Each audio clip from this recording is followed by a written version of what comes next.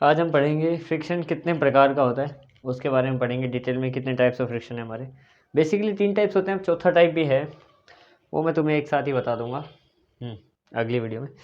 तो फ्रिक्शन कितने टाइप का होता है उसके बारे में हम डिटेल में पढ़ लेते हैं आज कि टाइप्स ऑफ फ्रिक्शन के बारे में। 3 टाइप के होते हैं, बहुत आराम से समझेंगे कि कैसा होता है एक्चुअल में। देखो क्लास, टाइप्स ऑफ फ्रिक्शन हम लोग आराम से पढ़ेंगे बिल्कुल कि टाइप्स ऑफ फ्रिक्शन क्या होता है।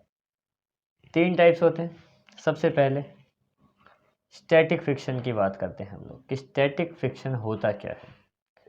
स्टैटिक फ्रिक्शन बेसिकली वो फ्रिक्शन होता है जब कोई भी चीज़ अगर मूवमेंट में नहीं है, यानी हमारा ऑब्जेक्ट अगर एक जगह पर रुका हुआ है तब कोई फ्रिक्शन अप्लाई होता है, तो स्टैटिक फ्रिक्शन होता है वो। ठीक है, हम लिखेंगे द फ्रिक्शन या फिर इट इज़ अप्लाइड। चलो फ्रिक्शन, चलो इट इज़ लिख देते हैं। It is applied when object is steady. यानी क्या, ये तभी काम करता है जब ऑब्जेक्ट कोई एक ही जगह पे रुका हुआ होता है बहुत समय से, या फिर अभी अभी रुका है तब काम करता है। मतलब स्टैटिक फोर्स, स्टैटिक फ्रिक्शन तभी लगेगा जब कोई भी ऑब्जेक्ट एक ही जगह पे रुका हुआ है। फॉर एग्जांपल, जैसे ये एक गाड़ी का, मतलब एक ये रोड है, इसमें एक गाड़ी खड़ी हुई है, ठीक है, तब भी खड़ी हुई चीज़ों पर भी फ्रिक्शन लगता है। तुम्हें लगता होगा कि खड़ी चीज़ों पर फ्रिक्शन नहीं लगता, गाड़ी तो नैनो ही बन गई। तो क्यों, देखो मैं तुम्हें बताता हूँ। अब जैसे ये गाड़ी है, नॉर्मल सी गाड़ी है, ठीक है, तुमने ये ध्यान दिया कि अगर एक गाड़ी एक ही जगह पे मतलब काफ़ी समय तक खड़ी रहती है, तो वो खड़े खड़े ना, देखो यहाँ पे एक तो पहली बात रफ सरफेस है, गाड़ी के टायर वगैरह हैं, हमारा अच्छे से इंटरलॉक हो चुका है ऐसे करके, तो फ्रिक्शन प्रोड्यूस हो रहा है, लग रहा है। और ऊपर से तुमने देखा होगा कि मतलब गाड़ी जब काफ़ी समय बाद एक जगह से हटती है, तो जैसे रोड है ना, ये रोड, इस रोड पे भी चारों साइड उसके टायर के निशान छप जाते हैं कि मतलब जैसे काफ़ी गाड़ी इस समय से वहीं पे ही खड़ी थी, यानी उसको वो खींच रही थी अपनी तरफ। और बेसिकली खींचने के 2 कारण हैं। पहली बात कि उसमें स्टैटिक फ्रिक्शन लग रहा है, यानी जो उसको मतलब अच्छे से और इंटरलॉक करे जा रहा है। और दूसरा कारण है गाड़ी का वेट या मास।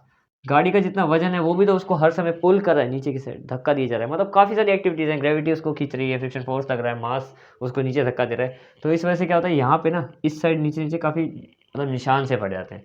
और होता क्या है, स्टैटिक फ्रिक्शन पे इतना सा है कॉन्सेप्ट कि मतलब ये तभी अप्लाई होता है जब हमारा ऑब्जेक्ट है वो एकदम रुकी हुई कंडीशन में होता है, उसको बोलते हैं स्टैटिक फ्रिक्शन। ठीक है, अब बात करते हैं हम लोग कि स्लाइडिंग फ्रिक्शन किसे कहते हैं। नंबर 2, स्लाइडिंग फ्रिक्शन क्या होता है। 3 टाइप के होते हैं स्लाइडिंग फ्रिक्शन। ये स्लाइडिंग फ्रिक्शन क्या होता है, देखो ये तभी काम करता है जब कोई भी चीज़ मोशन में होती है, यानी इसका बिल्कुल उल्टा। ये स्टेडी मतलब रुकी हुई चीज़, इसकी बात करेंगे तो मोशन में, यानी क्या, it is applied when object is in motion. ये तभी काम करता है जब हमारा ऑब्जेक्ट कहीं चल रहा है या चल के आ रहा है वगैरह वगैरह। फॉर एग्जांपल, जैसे कि जैसे जैसे जैसे यहाँ पे एक नॉर्मल सा डाइस पड़ा हुआ है, डाइस, ठीक है।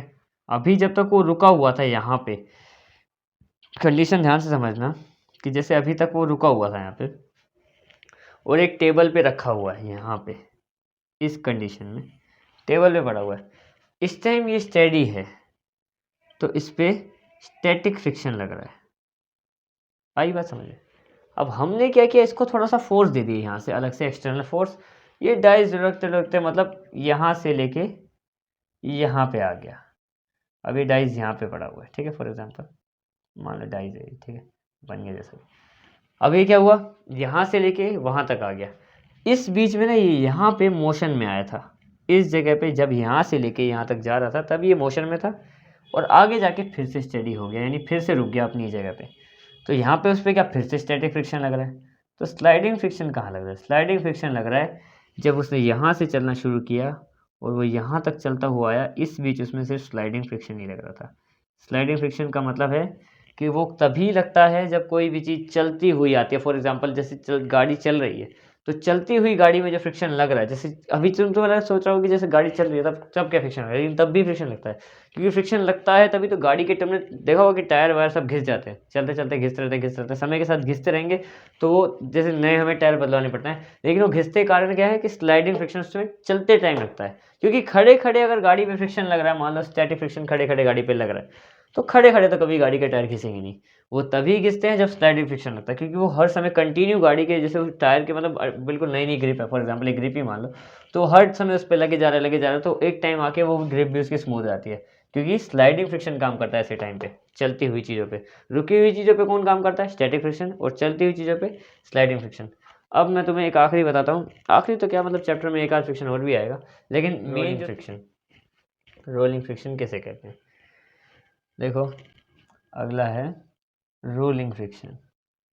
अब रोलिंग से तुम्हें समझ में आ रहा होगा कि कोई रोल करने लायक चीज़ें, फॉर एग्जांपल गोल चीज़ें, और इसका मतलब भी यही है कि रोलिंग फ्रिक्शन लगता ही सिर्फ उन चीज़ों पे है जो सिर्फ सर्कुलर इन शेप होती हैं, सर्कुलर या फिर स्फीयर, या तो सर्कल, बेसिकली स्फीयर, सर्कल तो 2D शेप है, स्फीयर शेप में होते हैं, गोल, फुटबॉल, बॉल जैसी चीज़ें, जैसे कोई भी है उन्हीं पर, जैसे फुटबॉल बहुत बना लिए, क्रिकेट की बॉल भी बना देते हैं। तो इट इज़ applied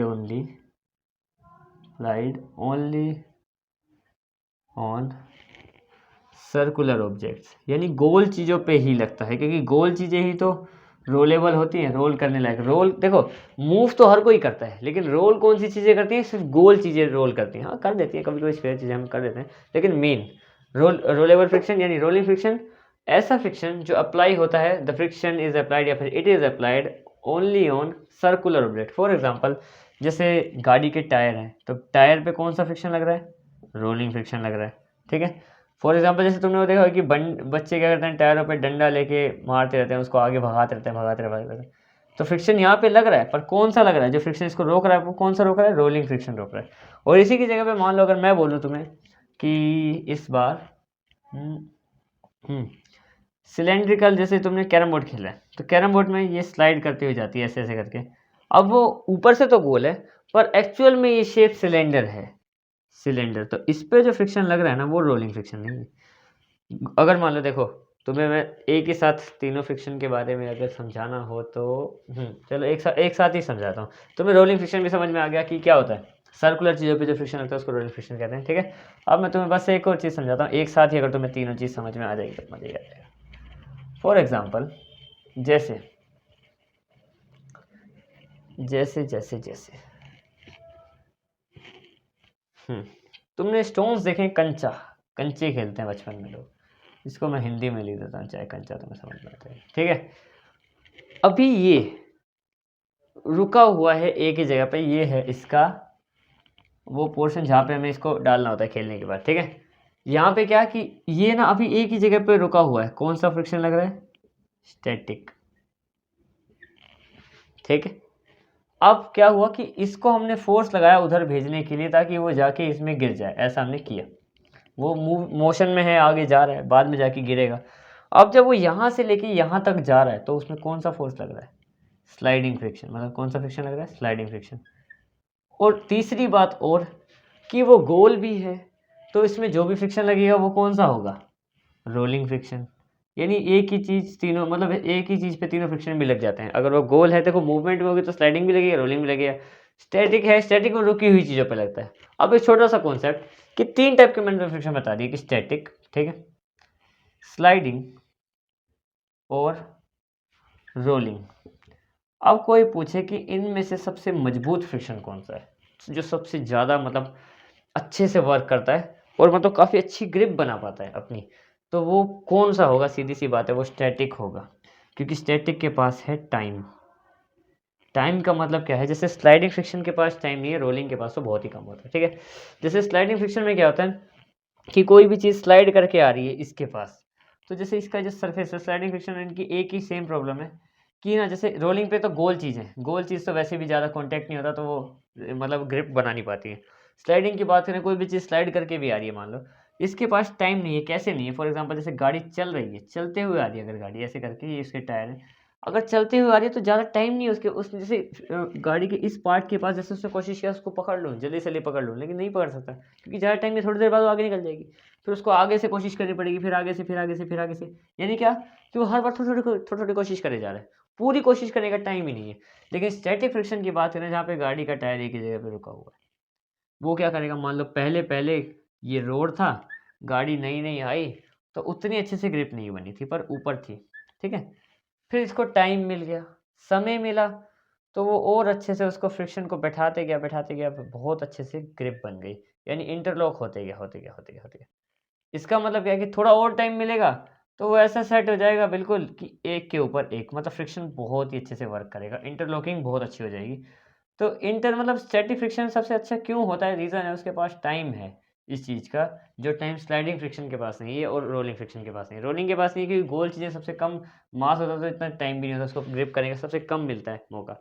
स्लाइडिंग के पास टाइम नहीं होता क्योंकि वो उसको करना है, क्योंकि जो ऑब्जेक्ट है वो मूवमेंट में होगा। स्टैटिक के पास टाइम है क्योंकि जो ऑब्जेक्ट है वो रुका हुआ है एक ही जगह पे। इसलिए अगर हम कहें कि सबसे ज़्यादा स्ट्रॉन्गेस्ट फ्रिक्शन कौन-सा होता है, तो स्टैटिक फ्रिक्शन। आई बात समझ में? फॉर एग्ज़ाम्पल जैसे तुम साइकिल चला रहे हो, पेडल मारते हैं। अब पेडल मारते हैं ना, चलती हुई साइकिल में पेडल मारोगे ना तो तुम्हें पता नहीं चलेगा क्योंकि उतना फ़ोर्स लगाना नहीं पड़ेगा। लेकिन अगर रेड लाइट आ गई और तुमने अपनी साइकिल रोक दी, अब साइकिल रोक दी ना, तो खड़े-खड़े ग्राउंड ने क्या किया, चुपचाप से फ्रिक्शन लगाना शुरू कर दिया। ग्राउंड ने यानी जो तुम्हारा रोड है ना, वो चुपचाप से ना, जैसे साइकिल का टायर रुका हुआ है, तो फ्रिक्शन लगाना शुरू कर देगा, स्टैटिक रुकने वाला, ठीक है? अब स्टैटिक फ्रिक्शन लगाएगा, इसका मतलब क्या है कि जब तुम पहला पेडल मारते हो हमेशा, तो तुम्हें ऐसा लगता है कि बहुत ज़्यादा फ़ोर्स लगानी पड़ी। रीज़न ये है कि स्टैटिक फ्रिक्शन वहाँ पे काम कर चुका होता है अपना। और अगर चलती हुई जैसे स्लाइडिंग फ्रिक्शन उससे कमज़ोर होता है थोड़ा, क्योंकि उसके पास टाइम नहीं होता। चलती हुई साइकिल में हमें तुम्हें मतलब काफ़ी कम ज़ोर लगाना पड़ता है, लेकिन जो पहला पेडल मारोगे तुम साइकिल को बाहर निकालने के लिए या कुछ भी करने के लिए, तो ज़्यादा फ़ोर्स लगाना पड़ेगा क्योंकि स्टैटिक फ्रिक्शन वहाँ पे काम करता है। तो ये था तुम्हारा कॉन्सेप्ट कि कितने टाइप का फ्रिक्शन होता है। 3 टाइप का होता है बेसिकली, मैं तुम्हें सारा समझा दिया। आज का ये टॉपिक था। That's it.